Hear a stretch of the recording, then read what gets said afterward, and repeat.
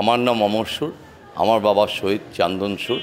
26শে March আমার বাবা সহ শাঁখারীবাজার যে গণহত্যা হয়েছিল সে সাক্ষী একজন দাঁড়িয়ে আছে, আমি অমর সুর। 71-এ বিভীষিকা অনেক হয়েছে, দেখেছি, শুনেছি, অনুভব করেছি, কিন্তু আমার পরিবারের যে ভিতর এই শাঁখারীবাজার, ইভেন আমার পরিবারের উপর এত যে ধ্বংস নেমে আসবে এটা আমি ভাবতে পারিনি। আমার পরিবারের থেকে বাবা মারা গেছে, ভাই মারা গেছে, বোন মারা গেছে, এক বোন গুলি খেয়েছে, এক ভাই নিখোঁজ আছে।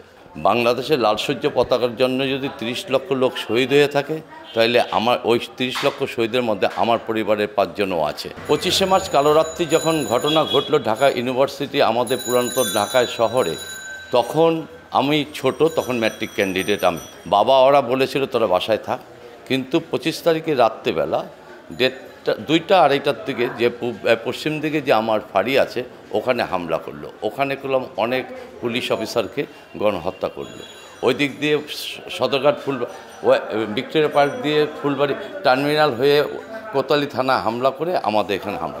শুধু সেই দিন রাত্রিবেলা যদি আমরা হামলা হতাম, তাহলে আজকে আমি এখানে দাঁড়িয়ে কোনো কথা বলতে পারতাম না। বাবা দেখলাম যে লাশগুলো বাবা টাবার শাঁখারীবাজার যারা গণ্যমান্য ব্যক্তি ছিলেন, তখন লাশগুলো অল্টারনেটিভ মিটফোর্ড হসপিটালে পাঠিয়ে এখান থেকে 2জন পুলিশ অফিসার বেঁচে ছিল, একজন ইনজিওর ছিল, একজন সুস্থভাবে পাঁচিল টপকে বেঁচে আছে। 26 তারিখে দুপুরবেলা হঠাৎ বিকেল 5টায় কার্ফিউ ছিল, দুপুরবেলা 2:30টার দিকে 3টার দিকে ওরা এই পশ্চিম মাথা পূর্ব মাথা দিয়ে হামলা করলো। হামলা করার পরে আমরা কেউ কিছু খেতে পারিনি। এই পাশে আমার স্ট্রিট বড় বড় কালী মন্দির আছে, এই কালী মন্দিরে এসে ঢুকে এখান থেকে কিছু ফায়ারিং করে উত্তর দিকে কিছু লোককে হত্যা করলো। এরপরে আমার বাসা হচ্ছে 51 নম্বর, 52 নম্বর হোল্ডিংটা হচ্ছে কালী মন্দিরের সম্পত্তি। ওখানে আমার স্পেসিফিক আপনার সমস্তকে ঢেকে আশেপাশে বাসাগুলোতে নিয়ে গেল সমস্ত। আমার বাবা যখন বললো, আমার একটা ক্লাসমেট ছিল সুভাষ, 52 নম্বর বাড়ি যখন আর্মি ঢুকে গেছে, তখন সুভাষ বলল যে অমর, আর্মি এসে কিছু করবে না।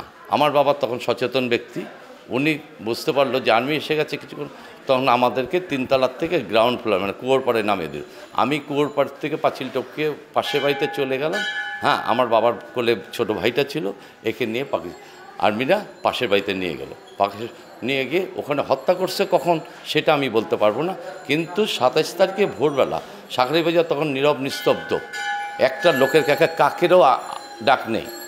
তখন আশেপাশের লোকেরা বলা বলি বলছে, কেউ বলছে 52 নম্বর বাড়িতে অনেক লোকরে মারছে, এই ধরনের কথা শোনার পরে আর কিছু না, আস্তে আস্তে লোকজন দেখতে গেলাম যে এখানে আমার বাবা সহ ছোটো ভাই। এই সিঁড়ি দিয়ে যে বাবা যখন 4 তলার থেকে আর্মি এসে গেছে, তখন বাবা যখন শুনতে পারলো আর্মি এসে গেছে, তখন বলছে নিচে না। আমরা এই সিঁড়ি দিয়ে এই অবস্থায় নেবে কুয়োরপাড়ে চলে যাই। এই কুয়োরপাড় থেকে আমি পাঁচিলটা, বাবাও আমাদের সাথে নেমেছিল।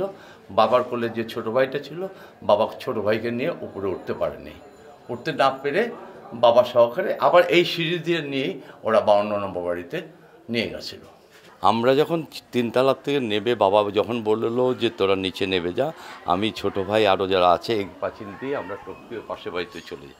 বাবাও ছিল, বাবার কোলে বাচ্চা থাকাকালীন তখন আর বাবা পাঁচিল টপকে উঠতে পারেনি। এর সাথে সাথে আর্মিরা এসে বাবা সহ ছোটো ভাইদেরকে নিয়ে আবার ওই যে সিঁড়ি দিয়ে গেলাম, ওই সিঁড়ি দিয়ে পাশের বাড়িতে তাকে নিয়ে গেছে। এই পর্যন্ত আমার জানা আছে। কখন হত্যা করেছে সেটা আমরা জানি। ওই বাড়ির থেকে যা শুনেছি, তারা বিকেলে সন্ধ্যার পরে একবারে সবাইকে হত্যা করে গেছে। এখন তো ওখানে তো ডেড বডিটা আপনার এখানে পাড়ার লোকেরা, বাবার এতগুলো লোক মারা গেছে দেখলে ফিট হতে পারে, অসুস্থ হতো, এদেরকে বাবার লাশটা এখানে এনে রাখে। বাবার লাশটা থাকাকালীন 2 দিন ছিল, 27 তারিখ গেল, 28 তারিখে গেল। 28 তারিখে যখন আত্মীয় স্বজন এসে দেখে যে বাবার লাশটা এখানে আর ভাইটের লাশটা কাকে ঠোকরায়, তখন আর এটা ঠিক রাখতে পারলাম না। বাবার কোনো সৎ কাজ করার মতন কোনো অ্যাবিলিটি ছিল না। এখন এক পর্যায়ে পাড়ার লোকেরা, আমার আত্মীয় স্বজন কী করলো, কিচ্ছু করার নেই, একটা ডিয়াশালের কাঠি মুখের মধ্যে দিয়ে এই ডেড বডি আবার ওই ঘরে আবার ওই অতগুলো লাশের সাথে একবারে রেখে আসলাম। এরপরে আর চলে গেছি, আর কিছু বলার নেই।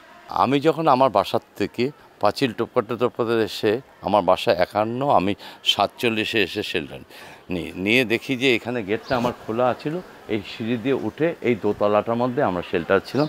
এই বাড়ির অনেক লোক, মেয়ে লোক পুরুষ থেকে সবাই মিলে এখানে শেল্টার।